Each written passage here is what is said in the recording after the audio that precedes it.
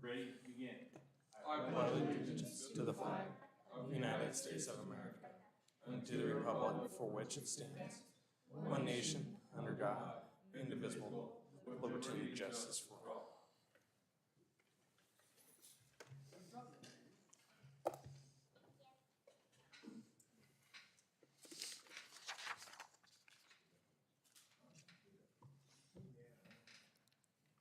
Well, good evening, everybody.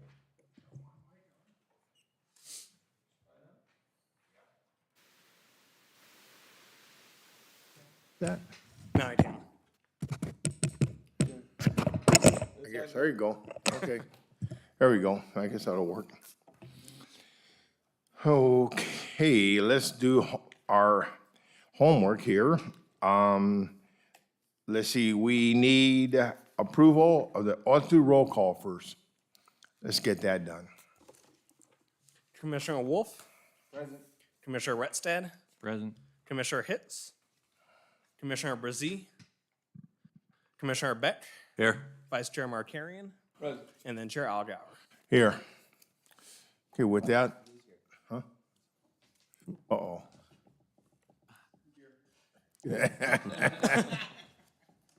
He's tired.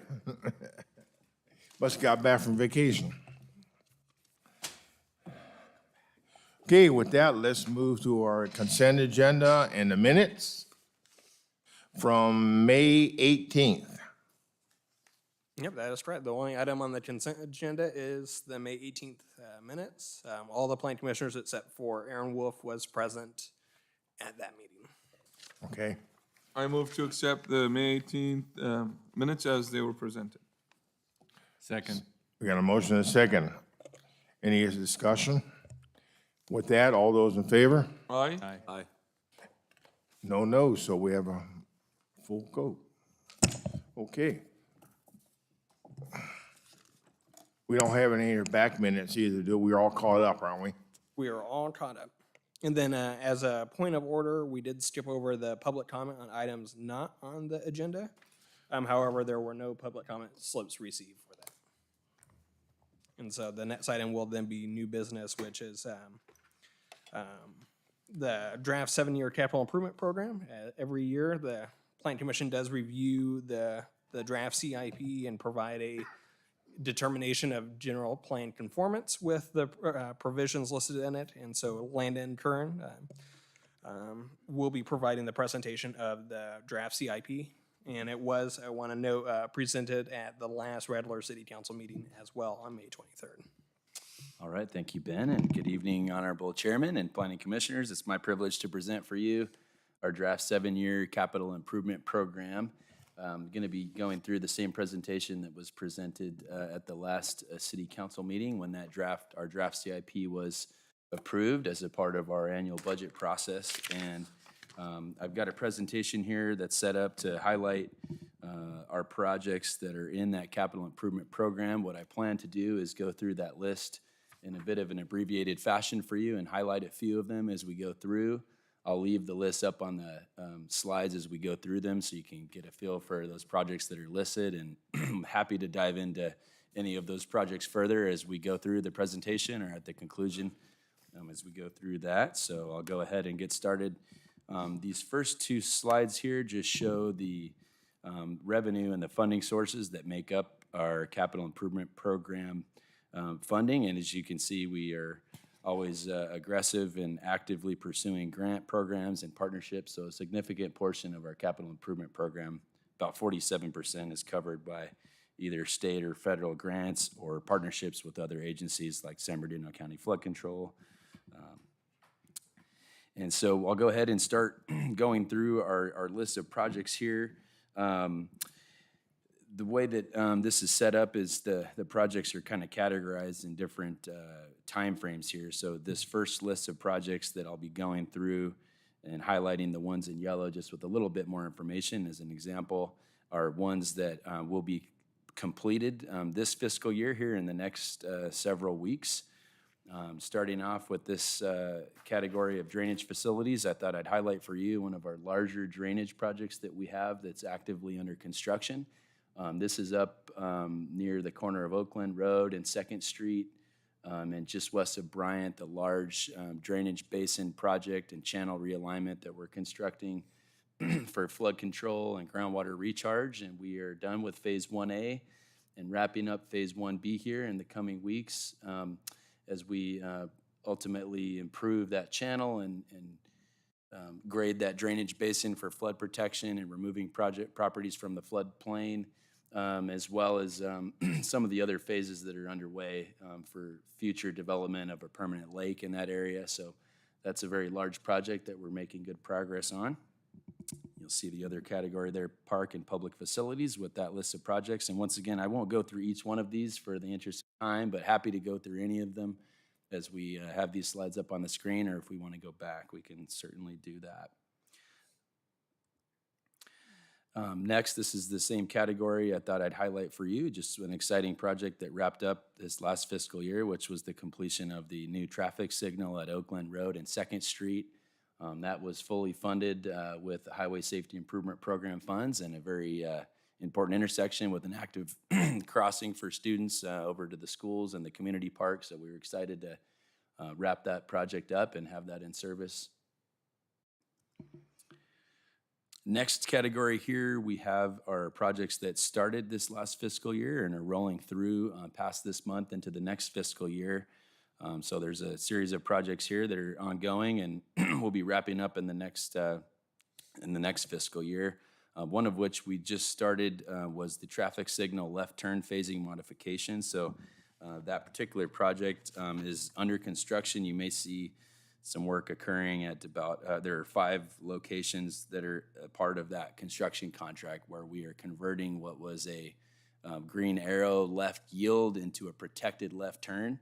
One of those intersections is the Yucaipa Valley Circle at the Vaughn Center, and the other one right here at 5th Street, and 3 other locations. So those foundations are poured and those signal poles have been ordered or being delivered in the next month or so and will be installed to accommodate that new phasing for those safety enhancements at those intersections for those left turn movements. And the street rehabilitation program, we had combined those 2 years into one and finished that contract up.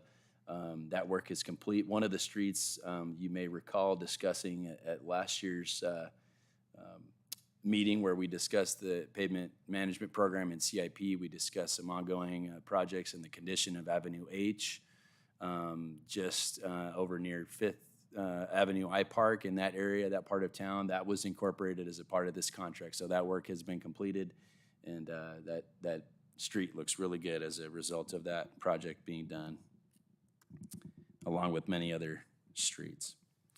And then this next category here are some of the projects that we're looking forward to completing here in the next fiscal year. I'll highlight for you the one in yellow there, which is a traffic project for our Oakland Road widening Colorado Street to Outer Highway South. This is the traffic signals that actually are incorporated in this project are at Colorado and Oakland Road, and also at Outer Highway and Live Oak Canyon Road over near the pumpkin patch. So that project is, we have actually ordered the poles for that project, and they're being fabricated and scheduled to be delivered later this summer. And we are going out to bid with that project as a part of this CIP program, and anticipate completing the installation of a new traffic signal at Live Oak and Outer Highway 10 South, as well as the widening that will be taking place as a part of that conditional use permit for the pumpkin patch. And we anticipate the construction of this signal will be in service and completed in advance of the fall season and the events that are anticipated in that area. So another project we're excited to incorporate into our CIP and our construction scheduling. Once again, the P&P, as we highlighted a moment ago, is accepted as a part of the city's CIP, so it's incorporated, and Katrina works with our team to really establish that and ensure that that program gets implemented well. And so she's here. We can discuss any questions you have about the streets incorporated for the next street rehabilitation program and our upcoming 5-year analysis that we do citywide to prioritize that over that longer period of time. And then some of our larger projects that typically take place in phases that are currently in the CIP, one of which is the Wilson Creek Dunlap Boulevard Bridge and Channel Improvements Project. This is down near the I-10 freeway where Wilson Creek crosses the existing Dunlap Bridge near where the hotel is being built. So this project is the removal and replacement of that bridge to accommodate the one-way exit leaving that center that's being developed. And we are under construction with the phase 1 currently. The new bridge is being fabricated in Central California and being delivered to be installed as a part of this contract with the new foundation work. And then later this summer, we'll be going out and constructing the channel improvements and removing that existing bridge once the utilities get transferred into this new bridge. So this is a phased project, and we're excited to be making good progress on that one. Some more drainage facilities, a couple of our remaining low water crossing replacement projects that are funded through the Caltrans Highway Bridge Program, one at Pendleton and Oakland Creek, and finally the last one, which is down near the Pumpkin Patch again, the Live Oak Canyon Road at Wildwood Creek, which is in the design phase now. While we're on drainage, Mr. Langdon, I got a question. The trees and that grow within the drainage ditch or the drainage area, do we remove those or they just stay there? Because I've seen some that look like they've been there for a long time. In the areas where we're performing construction for new bridge projects for the low water crossings, we typically will go in and perform the grading and remove trees to accommodate the improvements.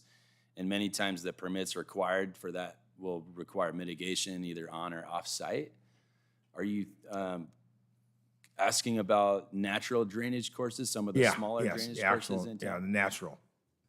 There are some that are maintained, I believe, by the city, but a large amount of them are actually privately owned and maintained. So it's the responsibility of the property owners. Yeah, that's what I'm going at, because I've had property owners ask me, why do I have to take those out? Well, it's yours. Yeah, it really depends on the property owner. Some of those drainage channels are owned by flood control. Some of them we are incorporated into the city. They were previously owned by the county, and the city now owns those. A lot of them, like Landon said, especially the smaller ones, they're privately owned by the property owner. And as part of their maintenance of their land, they're responsible for that. So it really kind of just depends on who owns the drainage channel at that time. Thank you. This next category is park facilities, some of our larger phased projects here. I'll just leave this up for a moment so you can read through those. We can come back to those if you have any questions. Next, we have our public facilities and sidewalk projects. And finally, our traffic facilities category for some of these larger projects. I'll just highlight for you. We've completed the initial phase of the Caltrans review and planning and engineering process for the Wildwood Canyon Road and I-10 proposed interchange. And we are now in the what's called the project approval and environmental document phase, which is about a 3.5 year review process through Caltrans with the development of an EIR. So we are moving along well with that process. We had our public scoping meeting just about a month ago. And so we're making good progress on the development for that proposed interchange there, along with some of these other larger traffic projects. And then as kind of a summary here, our CIP, due to the large number of projects we're actively working on, we don't have any recommendations as a part of this draft CIP to propose any new projects other than some additional phases that are incorporated into our existing projects that have been prioritized through the city council goals and objectives process. And we're going through, and then to close things out here before we open it up for questions, this is just a summary of projects scheduled for construction over the next 3 years that we anticipate in the various categories here. So similar to last year's program, we typically see about a $40 million dollar figure for our estimated construction costs that we are able to perform and complete projects in a 3 year period. So it's It's an exciting program. It's an aggressive one, and we are able to get a lot done. And I'm happy to answer any questions you may have about any of those projects in particular, if you have any. Yeah. I think I've gone through this process once before when I first got on the planning commission, and I didn't have the understanding I think I might have today. But my question is, why do we invest so much in drainage versus sidewalk and street improvement? What's the benefit of spending so much money on drainage? Drainage happens to contain some of our larger scale projects. The Wilson 3 Basin alone is about a $20 million project in the CIP. And that project in particular is a part of our master plan of drainage, has identified certain areas that need attention to mitigate for flooding downstream. So there are benefits, for example, for the Wilson Basin, which is a large project that extend all the way down into the Wilson Creek in the Dunlap area and tie into some of that historical flooding that we've seen. A lot of the drainage projects do remove properties from the floodplain, so that's a significant impact to the community where we can mitigate for flooding. And then also enhance groundwater recharge as part of the North Bench Water Resources Plan to try to work with other agencies to encourage that kind of sustainable water source. The sidewalk and street improvements category, I know a lot of our projects that we are able to perform are a result of grant funding that we receive. This doesn't incorporate our pavement management program, so that's probably something that we could incorporate into this table you're seeing here, but I believe that category is separate, so that could be something that is a way to respond that we do invest a significant amount in rehab, about $2 million a year for street rehab. This year will be 3.5 million. So, and the traffic facilities, again, we typically, some of these projects are prioritized through the city council goals and objectives process. So the drainage projects have been in the program for quite some time, and we're just getting to the construction of some of those larger projects now. And I understand and value, obviously, the drainage facilities because we all know California doesn't retain enough of the water that we should, and we have the drought situation, and now I think LA just required only 2 days out of the week where you can water your lawn. Thank God we don't have that here. But my concern is, or my question is, just for my personal education, why does the city spend so much money versus the water district?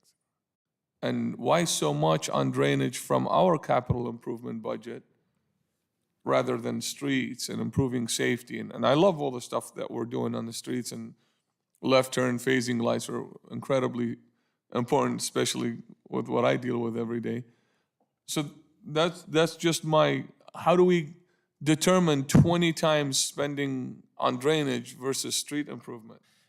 Again, I think the prioritization is determined by city council, and part of it is tied to the master plan of drainage. I do want to point out that a significant amount of the funding for the drainage projects, for example, is either grant funding or funding from other water agencies like the Municipal Water District, for example. The Wilson 3 project I highlighted, they contributed $1.8 million toward that project. So that's incorporated into this. Got it. Okay. That funding, the revenue sources aren't necessarily all city funding. In fact, if I guess I could go back to That 47%, I remember that, yeah. That comes from there. other places, yeah. So this gives you an idea of that breakdown of the funding sources that we. So do they limit it, do they restrict it to be used only for drainage?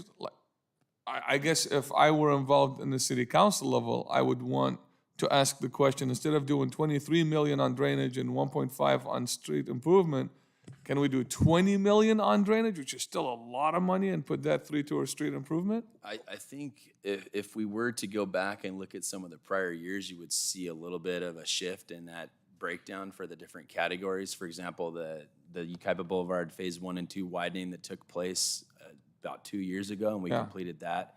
That was about a $10 million contract, and we hadn't launched into the Wilson 3 construction yet, so you would see more of a balance in that particular category. This is a periodic shift. One thing I would probably add as well is different capital improvement projects sometimes have different constraints, or at least expenditures that need to go into it. So for drainage, for example, you're then talking about jurisdictional water, so there's a little bit more environmental constraints, mitigation fee requirements, and then certainly the engineering to design a basin project to provide the flow, the groundwater recharge is more intensive than, let's say, a sidewalk design project in existing right-of-way. So those are elements, and then certainly with the grant partnerships, depending on who the grantee is, it's for a specific purpose. So if, let's say, we're getting a grant or reimbursement through a water district or water purveyor or the flood control district, their purpose and their mission is strictly for a drainage project. Whereas, for example, we do get Cdbg funding and the Caltrans Safe Routes to School, which is specifically for, you know, ADA accessibility, the sidewalk projects. And so they have different mission statements. And so part of the prioritization that goes with city council and how they rank it is if we're able to get grant funding, you know, some of the projects are going to be more expensive, but if we get a lot of that grant funding in place, then they're going to prioritize that work to happen as part of the more current levels of CIP work too. And so, and the only reason I bring that up is because I've sent a few emails personally when we manage the Christmas parade through the Rotary Club in our city.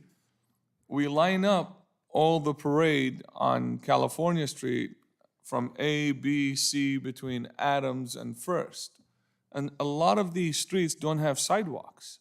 And I've asked multiple times, especially if we do our festivals and farmers market, a lot of families and kids walk there in the night, you know, in the dark without sidewalks. When are we going to see sidewalks on those streets that we know there's a lot of foot traffic and a lot of people, unfortunately, or fortunately, they have a good time and drink, and then they drive around when our kids are walking those streets. Well, ask a homeowner to do an improvement on his property and we'll get a sidewalk put in. We do, since you brought up that area, we do have grant funding that was recently awarded for sidewalk improvements on Adams Street between Yucaipa Boulevard and Avenue B, and then down Avenue B toward First Street. So with the availability of Cdbg funding, we actively pursue that particular area because it is eligible for those types of projects.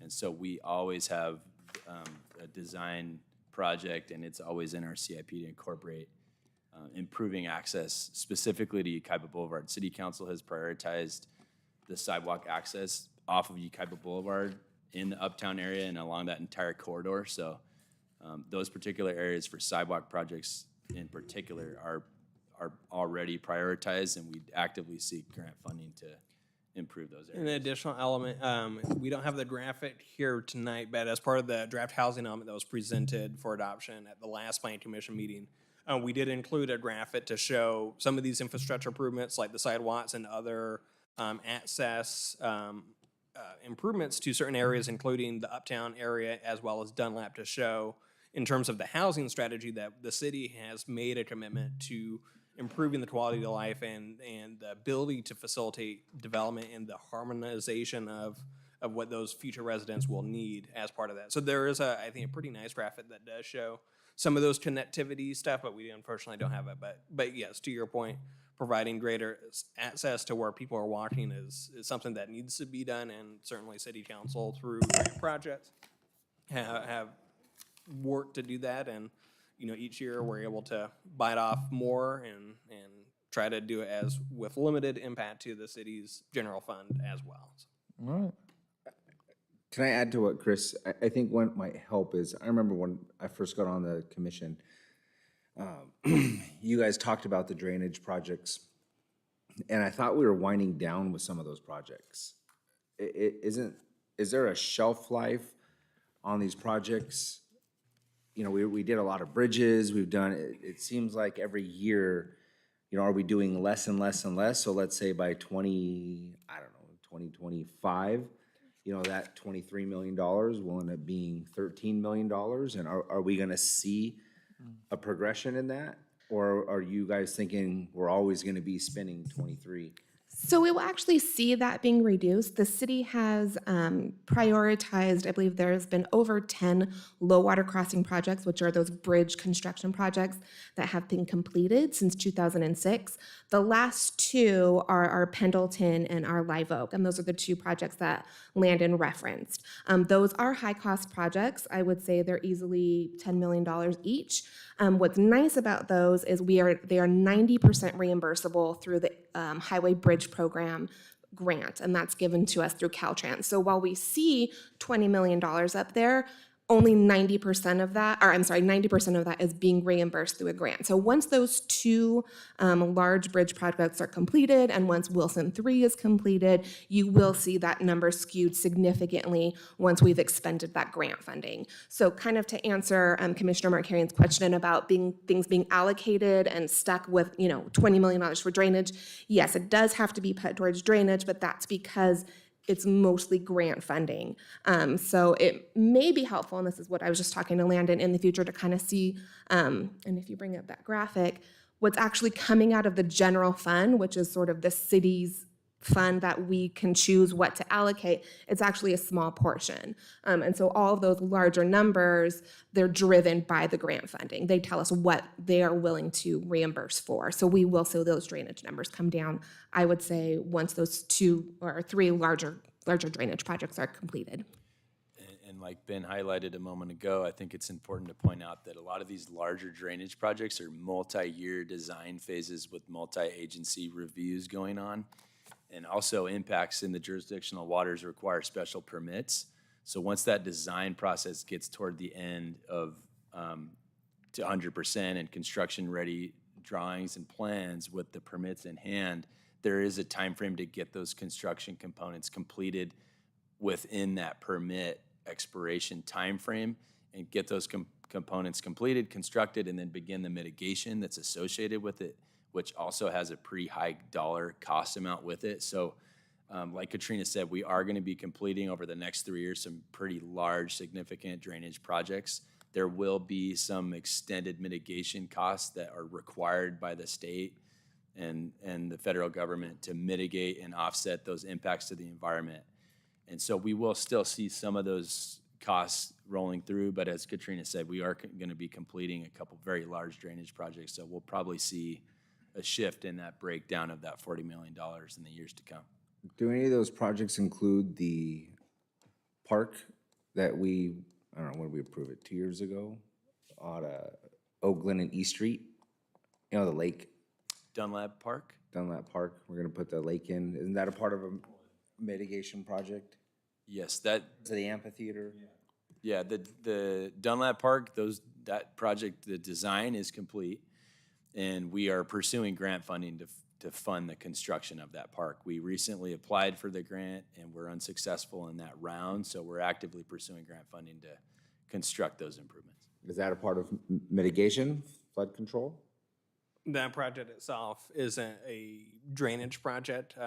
There was discussion about that project at tonight's special city council meeting where they went over the goals and objectives process, and I don't recall exactly where that lined up, but that's more of a development impact fee type project, and certainly has the capital improvement, but it isn't a drainage project. It's just a park facility project, and including some of those amenities. Because that would be nice for that area to have something. Yeah, and I just wanted to add to your point, Ben, I'm looking here at this pie chart that has a total of $193 million project cost. And from the sources, it looks like the general fund is only pitching about $7 million. Well, that's over 20 That's- years. You see that at the top of the pie chart? Yeah, but still percentagely, that's like less than 5%. That 7 million they're talking about, that's just for 1 year though, right? No, the rolling total is in that entire 20-year. kind of 20-year window, and part of it is, certainly these are relatively large scale projects, and so the general fund annual operating cost wouldn't necessarily be able to cover all this stuff. It really does rely on the grant funding and partnerships and the development impact fee program, and really council's priority with the general fund is to provide for, the typical municipal services, making sure that the doors are open, the lights are on for the city facilities, the police services, those contract costs, and then certainly making sure that those functions go, and then really had prioritized trying to leverage other partnerships to help see these larger scale projects come to fruition. Some of them are important, in terms of the all-weather crossings that reduces, the flood issues where you have, mud traversing through streets and kind of impacting that, but then two, increasing our resiliency so that emergency services are able to provide, access to our entire community, whereas it used to be they got flooded out, and so they were going round and round trying to find a spot to go. So it's really been a concerted effort to address that stuff. And certainly one of the things, at least with the drainage projects, is kind of the deferred improvements, we had acquired from, the county when we incorporated. There was definitely some of those drainage projects hadn't really come to fruition. And so the city has done a lot to remove the flood risks and, reduce those impacts. And, some of the old flooding that the city had historically seen isn't something that we see anymore because of those efforts.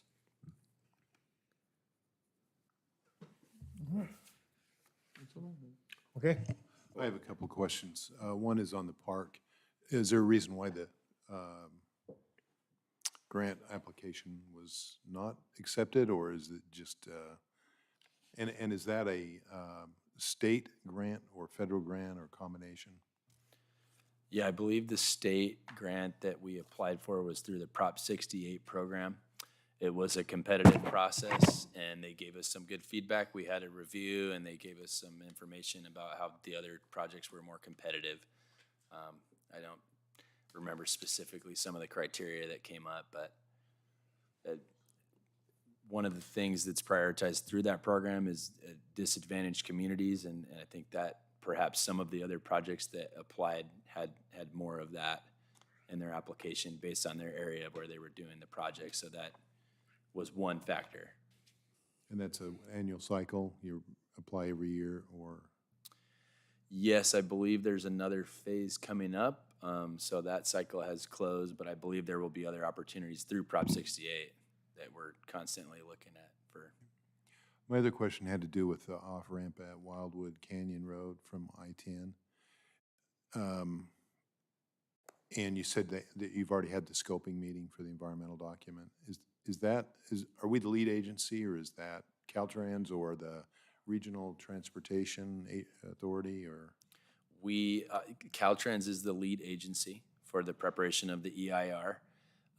We are partnered with SBCTA. They are a funding partner in the development of those documents. And so we have a consultant that we have on board, HDR, who's leading that effort for us through the Caltrans review process, but Caltrans is the lead agency for the EIR. And I mean, 3.5 years seems like a long time, or is that just the standard when they do freeway work? That is the typical timeframe for preparation of the EIR for a project of this scale, and the studies that are involved with that, and the timeframe for public review. And It can sometimes take a while. I think our hope is to have a little bit more of an aggressive cycle with it, but certainly with having done on the private sector projects with Caltrans, they certainly have some of their own internal review requirements that come into play. And so I think it's just lining up the stars to keep things moving expeditiously. Was there much public involvement in the scoping? I know it's open to the public, but. there was. And I'm curious about the environmental groups that might have weighed in, at least at this juncture. There was a good turnout. We hosted that public scoping meeting at the Performing Arts Center, and we had a good amount of residents and people come by and ask some really good questions and express some concerns. And I know some of them were able to submit some comments through that process. And important to note as well, while we're working through the CIR, we're also working with Caltrans on the development of the alternatives that are being evaluated and the traffic studies that go along with it. So there's kind of the two ongoing efforts with that development of the EIR, and also the engineering to develop those alternatives and evaluate those costs through the Caltrans process at the same time, so. And the way it's designed is just standard off-ramp with a, overpass? We have 3 build alternatives that are being evaluated through this process. 2 of them are diamond interchanges, which is your standard interchange that you see with the off-ramps and one bridge. One of those is skewed. It's got a little bit different geometry. The third alternative is what's called a diverging diamond interchange. So the design and construction of that particular bridge type is a lot narrower because the off-ramps come off of the freeway and keep the traffic on the opposite sides, if you will, and then extend. It's a different intersection configuration on the either side of the interchange so that you can get traffic back into the normal traffic configuration and kind of reduce some of those delays for intersections. And so that's the third alternative that's being evaluated.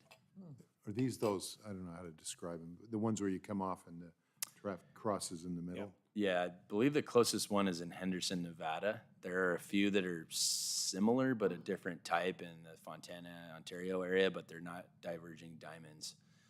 So Certainly a unique style. The intent is to reduce the amount of kind of left turn conflicts they may have with opposing Right. traffic, but it helps to, all 3 are being assessed. all 3, yeah. Is that something that we will review, or is that city council when it comes to the design? Typically, we will provide an update to city council on the status of that process, and we typically will go to city council for when we get toward the conclusion of those alternatives that are being evaluated in this process. Best case scenario, what are we looking at? 5 years for completion? Of the, Construction, yeah, construction. we're probably about 5 years from breaking ground still. Well, all right, thank you. Daddy Bendon, Brandon, that's it? Good job. Good job. Thank you very much. Excellent job. Okay. Move on to our Trans-Western Development, case number. So as part of that, I do need a formal motion finding that the project is consistent with the general plan. Yeah. What do you want? He wants a motion, so I'll make a Oh. motion on agenda item number No, you 2. want a motion for that. That the draft 7-year capital improvement program and adopt the finding as contained in this agenda report. Okay, we got a motion. We got a second? I'll second. Got a motion and a second. Lloyd? City council has already reviewed this and adopted it, right? So they have reviewed the draft CIP and provided comment on the CIP provisions. As part of the adoption, it does get adopted formally with the annual budget that will come through before the end of the fiscal year. And so this step is to do, as the planning agency, you guys do the general plan conformance with it. We take the council input, and then it will be officially adopted with the annual budget. I mean, because it seems like we would be the first level of review before it goes up to the city council. I was just confused. I mean, what would happen if we voted to not adopt this? Let's It's try it out. Yeah, so it'd be assessing the projects and whether or not they're consistent with the general plan. You know, it is that decision and go from there, but we do try to at least. Well, yeah, that's, I kind of mean, work through I thought that it was kind of, the city council is kind of the appellate layer of the process, and we're just the proposal layer. So that's why I was confused, why, if the council has already approved it, why bother for us? And I'm not being dramatic here, but I'm just, it just seems like it would have come to us first, and then we would recommend, and then the city council would say, we're gonna fix this and tweak that and do that, and then it's all done. But now, so now you're assuming we're going to approve it, so then it'll be all done. I think perhaps it might be important to note that because our CIP doesn't have any new projects that are being evaluated or introduced, many of them have been in prior years Approved already. determined to be consistent with the general plan. So if we were to have a significant amount or even introduce new projects into the Yeah. CIP, then perhaps, and as Ben mentioned, the draft CIP was presented to city council and it has yet to be formally adopted through the budget process. So if there was something that came up tonight with respect to the general plan consistency, that could be reevaluated at a future city council meeting. Okay. Okay. Yeah, but I think, to your point, Commissioner Rexted, the procedural step is for us to review and then send it up to the city council if there were any new projects for us to recommend, but there's no recommendation to be made here other than just adopt that. What's already in the books is still consistent with the general plan. So that's basically the motion, is whatever is in the books remains to be consistent with the general plan. Okay, with that, let's get a vote. So all those in favor say aye. Aye. All those opposed? Go for it. Put it on me, go ahead.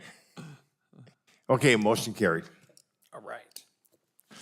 Okay, we move on. My favorite item. Yeah. The Trans-Western Development Company, a conditional use permit and architectural review for approximately 363,000 tilled-up concrete warehouse project. The city applicants are currently considering with the city of Calamasa regarding the proposed roadway improvements and needs additional time to complete these discussions. With that, I move to continue the public hearing for case number 21-138, the CUP and architectural review, to the Planning Commission meeting of June 15th, 2022 or later. Yeah, so the motion itself, as you noted, as in the staff report, is that staff is still working and coordinating with the city of Calamasa on some of the provisions for this project, and so we want to make sure that those discussions conclude and allow enough time for them to be facilitated. And so with that, we did notice this project, and so as part of it, we do have to open the public hearing. If there is any public comments, which we have not received any, and then continue the project to a date certain, which is June 15th, 2022. Okay. Okay, I have a motion. I have a second. Aye, second. We have a motion and a second. All those in favor? Aye. Motion carried. Hearing is postponed. Number 4. Now we move to number 4. Okay, case number 20-033, a CUP designated bonus agreement to allow 100% increase in land density to establish a senior housing project for those over 55. Density bonus. Yep, big density bonus here. Christian. Thank you, Honorable Chairman and Planning Commissioners. Today I bring before you guys item number 4, case number 22-033. As you said, a conditional use permit, a density bonus agreement, and minor variance with architectural review to develop a senior housing project for individuals who are 55 years and older. Conditional use permit and architectural review for the review of that housing, and land use compliance review for the monument sign with a minor variance for a 2.5-foot reduction in the front and street side setbacks for a property located on a 1.7 acre residentially zoned parcel at 13421 4th Street. The site is located on the southeastern corner of Avenue H and 4th Street. It is currently in a vacant 1.7 acre parcel with multiple residential zoning, RM10M. That's the 10,000 square foot minimum lot size. And this property is surrounded by single and multifamily development with an Edison power plant to the north. The site plan shows 24 total units proposed, within 3 two-story buildings. The density for these buildings is for a 14.12 dwelling units per acre, which is under the 17.4 that is allowed.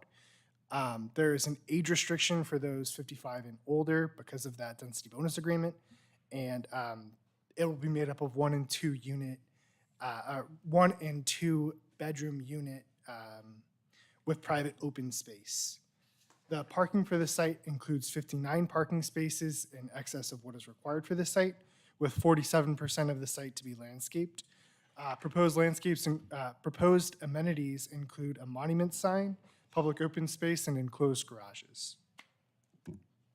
So the floor plan is 3 one-bedroom, 854 square foot units, with 21 two-bedroom units ranging between 1,165 and 1,426 square feet. Each unit will include decorative doors, enclosed garages, air conditioners, oversized closets, refrigerator, automatic dishwasher, washer and dryer units, and oversized closets. So as a part of the architectural review, they kind of leaned into a Spanish style. You can see with the red tile and kind of earthen tone. So this is the front and rear elevation for the buildings.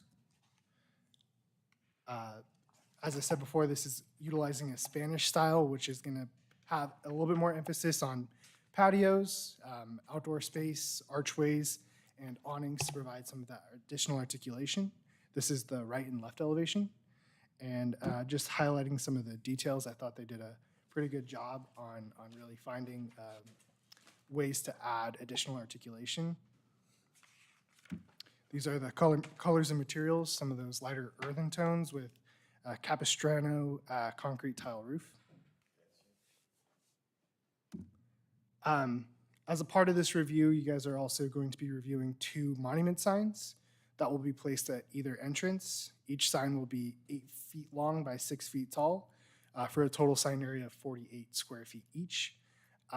It will utilize a split face stone material with stucco trim and face to tie in with the proposed development. And the total sign area complies with our development code for signs. The minor variance that's involved with this application is for a reduction in the front and side yard setbacks, street side setback, my apologies. Staff recommends adopting the required findings due to physical constraints on this site that are a part of this being a corner lot and the street side setback being along a collector street. Additionally, the site provides for internal drive aisles for 2-way traffic as well as parking that is kind of disguised by landscaping to the north and west portion of the property. And the site provides additional parking in excess of what is required for a site of this nature with some of that additional space that's on the southeastern boundary line. This is the existing site. You can see it's a vacant lot with a power plant to the north. You might be familiar with the site. As a part of this project, public notice was sent out to all adjacent property owners within 300 feet, and only 1 response was received that was in support of this project. As a part of the environmental review, it should be noted that per section 15.332, there's a categorical exemption for infill development.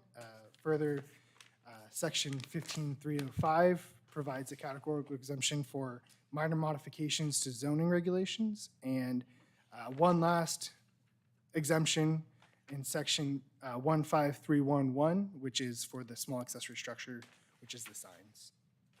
So it is staff's recommendation that you approve the density bonus request, conditional use permit 22-033, architectural design, conceptual landscaping, and land use compliance review for the signage.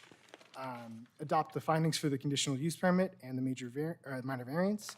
Adopt a categorical exemption pursuant to those before mentioned classes, and direct staff to file a notice of exemption. If you guys have any questions, the project representative is here, and otherwise, maybe I could answer.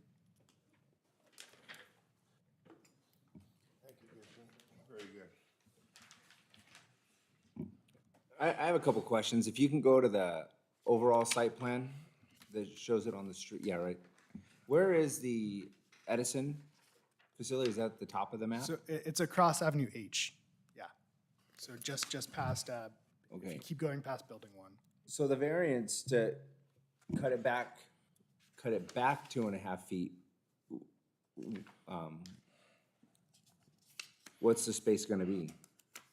So, Normally 5 feet, now it's only gonna be 2.5 feet? so normally it is 25 feet, it's now 22 and a half.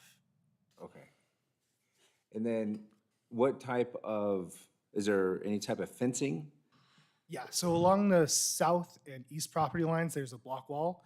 And then along the other two property lines, they have enhanced landscaping as well as a walking trail for their residents as well as So trellises. along 4th Street and Avenue H, there'll be no fencing?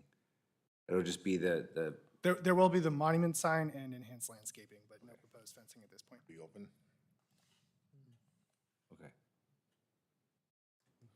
Okay. that's all I have.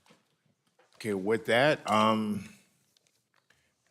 boy, I hate to ask this one. Did the applicant have a representative here? No? Okay. With that, okay, come on up.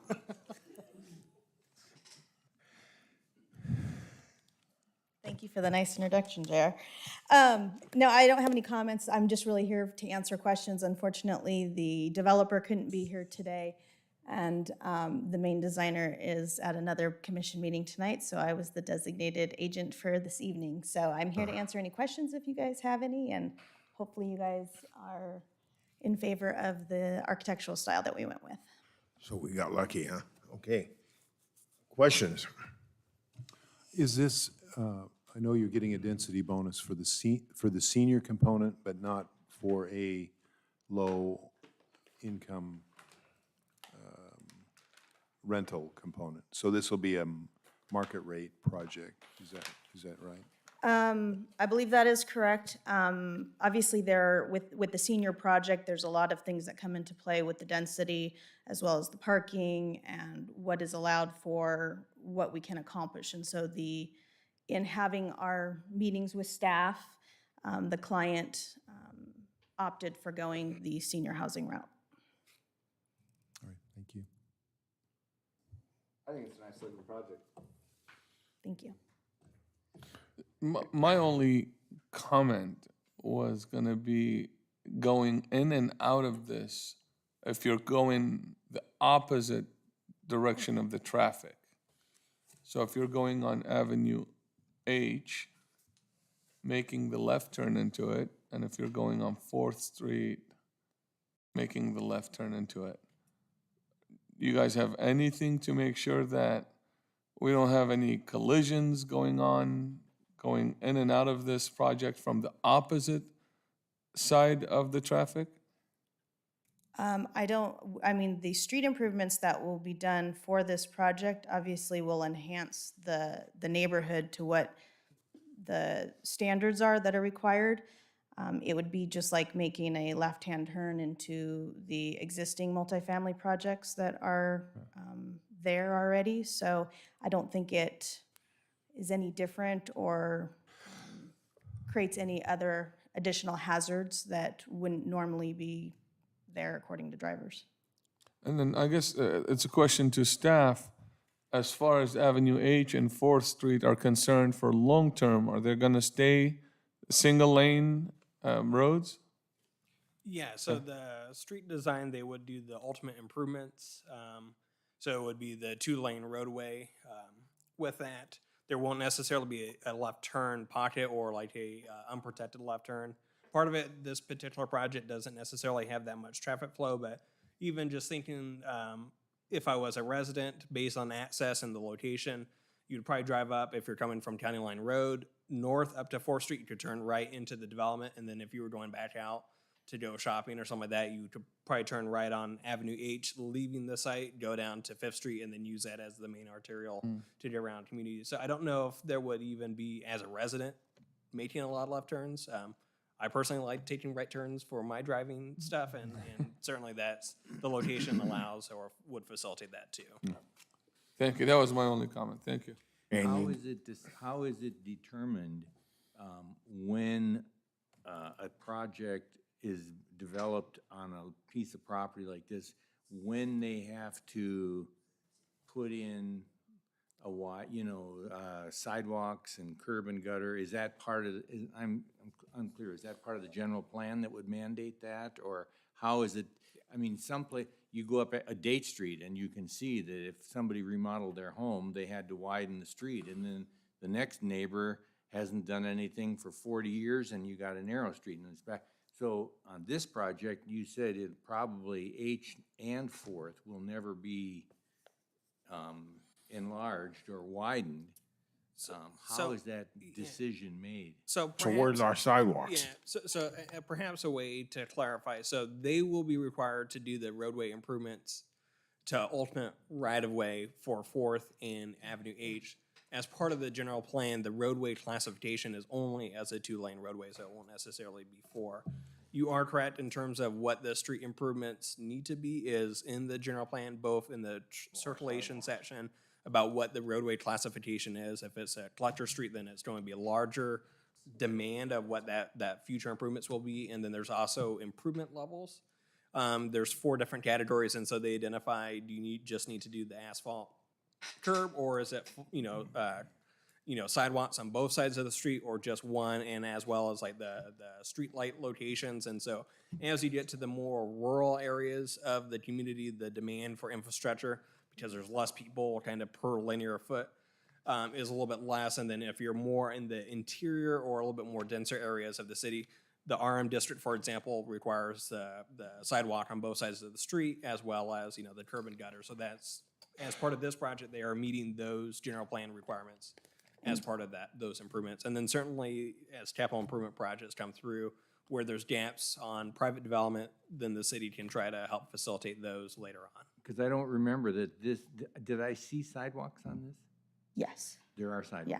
Can I touch on that a little bit too? And so you'll notice actually on Avenue H, there is an additional dedication. So you'll see that kind of match the newer ones that might have some sidewalk. That one does.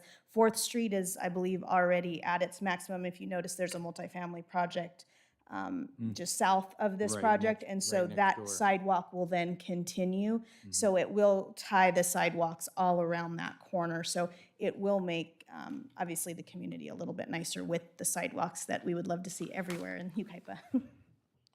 No, absolutely. Thank you. And I think Commissioner Rickstad's point, and to our earlier discussion, not necessarily related to this project, I don't know how we can improve our city in a uniform way when we can't mandate every homeowner that lives in our city to do their curb and gutters and sidewalks. So I don't know if there is a system, design of we go a chunk at a time, especially in the older parts of our city on the, I guess it would be the east side of Yucaipa Boulevard and uptown area. Because the city, if we don't develop as the city these sidewalks, I don't think the homeowners will, especially most of those residents there are tenants rather than homeowners, so. Yeah, so part of it is as there's private development projects, and certainly in your background in law is some Supreme Court decisions that address kind of exactions that cities can require. And so as a new development based on the new traffic flow, the demand that they're increasing, we're able to require those conditions of street improvement stuff. Existing house that's there, they're not doing anything, they're not intensifying their home, there's no nexus to require those improvements. And so really then it comes down to is if they want to do those improvements, they certainly can, and we've facilitated that before, or it's a capital improvement project that's specifically designed to do that.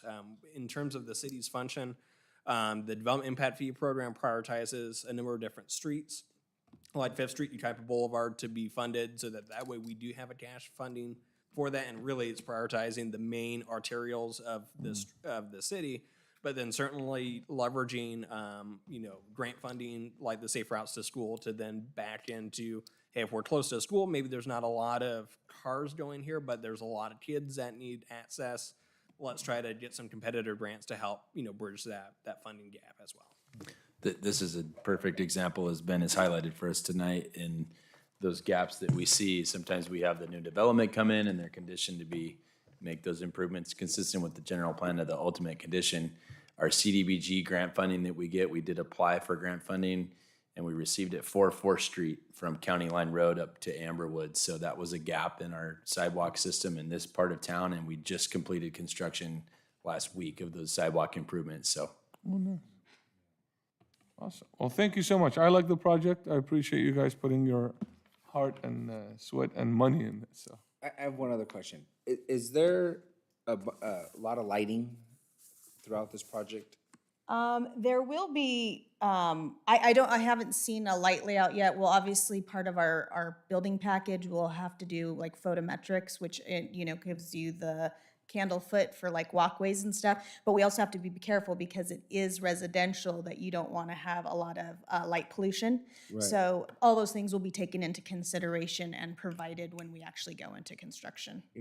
And the reason I bring it up, obviously, is, this is a senior community that's going to be open to the public. So you're going to have 55 and older, you'll have 75, 80-year-old women who are going to be walking around. And if it's a dark community, then you're just inviting crime, right? To break into cars. A lot of people, especially seniors, don't necessarily always check to make sure the cars are locked. And then just walking around. I mean, I've been a part of several investigations where seniors have been victims of very violent. And perhaps as additional piece of information, so for multifamily projects, the city does have a crime-free multifamily housing program. And really a lot of the focus, and it's part of the business license process for multifamily stuff, is working with PD, and it's really focused on the crime prevention through environmental design, housing, lighting, and other site design stuff that you do, improve the overall safety so that when they're making these final improvements, it That'll be ties into- involved in this? Yeah. Okay, that's good. That's all I have. So can we give her a couple more questions? Stump me here. Richard? I think he has a question. All right, Lloyd? Go ahead. Oh, we're done. Ready? Okay. Thank you very much. I appreciate it. You're very welcome. Thank you, commissioners. Okay, with that, we have any public comments? No public comments on this item. Anybody? Okay, with that, we'll close the public hearing, and we'll move to the commissioners. Make a motion, we approve this project. Hey, there you go. I don't know what, let me see, where's my stuff? I make a motion, we approve agenda item number 4, which is case number 22-033, the density bonus agreement, along with the conditional use permit and architectural review, in addition to items A through E, as recommended by staff. With that, I got a second. I'll second that. We have a second from Richard. Okay, all those in favor? Aye. Aye. Motion carries. Thank you. We got a project for a change. Okay, so Ben, we have anything else? See you Do we guys have in any 2 weeks. plans coming up? What? Do we have our next meeting or anything, or? Yeah, in 2 weeks with will not be here. the continuance, Sochi. Oh, let's hear it. Oh. It'll be a fun one. Okay, when's the next meeting? In 2 weeks, yeah, June 15th. When? June 15th. Okay, I will not be here either. Okay. Richard, you gonna be here? Really? I'll be here June 15th, but I'll be out all of July, so make sure you're here in July. Okay. That's it? All right. With that, we adjourn the meeting. Thank you. Easy peasy.